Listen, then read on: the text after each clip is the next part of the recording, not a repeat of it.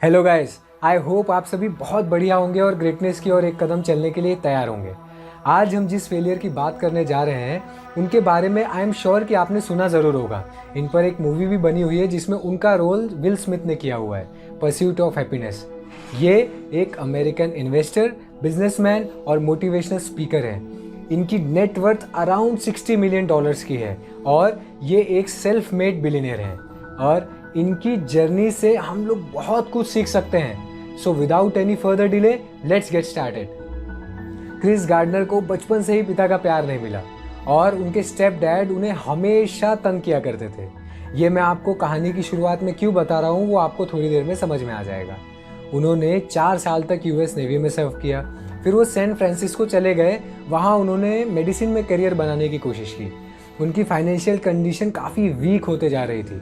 फिर उन्हें लगा कि उन्हें सोने का अंडा देने वाली मुर्गी मिल गई है, बोन डेंसिटी मेजरमेंट मशीन, जो कि एक मेडिकल इक्विपमेंट था, लेकिन वो बहुत बुरी तरह से फ्लॉप हो गया, जिस कारण उनकी वाइफ को भी डबल शिफ्ट में काम करना पड़ता था। एक दिन उन्होंने एक आदमी को रेड कलर की फरारी से उतरते हुए देखा और उनसे पूछा कि आप ऐसा क्या करते हैं जिससे आप इतना पैसा जनरेट कर लेते हैं। तब उसने बताया कि वो एक स्टॉक ब्रोकर है।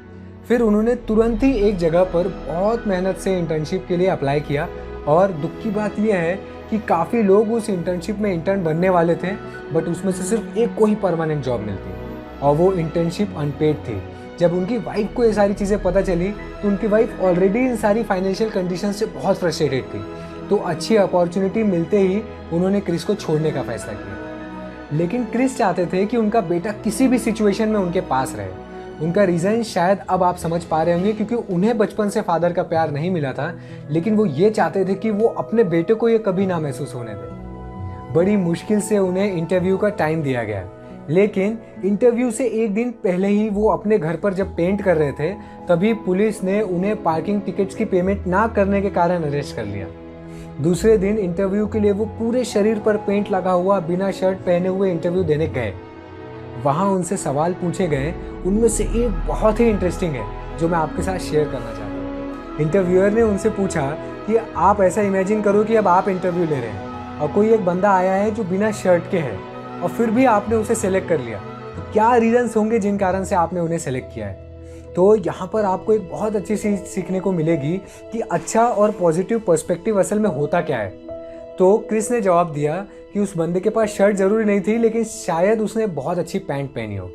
अब ये सवाल के दम पर और इस जवाब के दम पर वो सेलेक्ट तो ज़रूर हो गए, लेकिन अब प्रॉब्लम ये थी कि ये जो इंटर्नशिप थी ना, ये अनपेड थी, तो उनके पास अपने घर तक का रेंट देने के पैसे नहीं थे। कंडीशंस इतनी ख़राब थी कि उन्हें अपना खून तक बेचना पड़ा पैसों के लिए।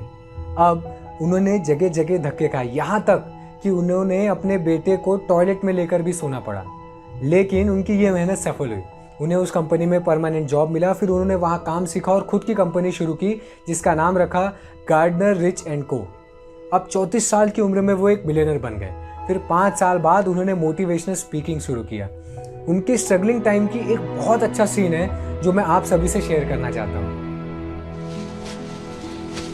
Hey, don't ever let somebody tell you you can't do something. Not even me. All right? All right. You got a dream, you got to protect it. People can't do something themselves. They want to tell you you can't do it.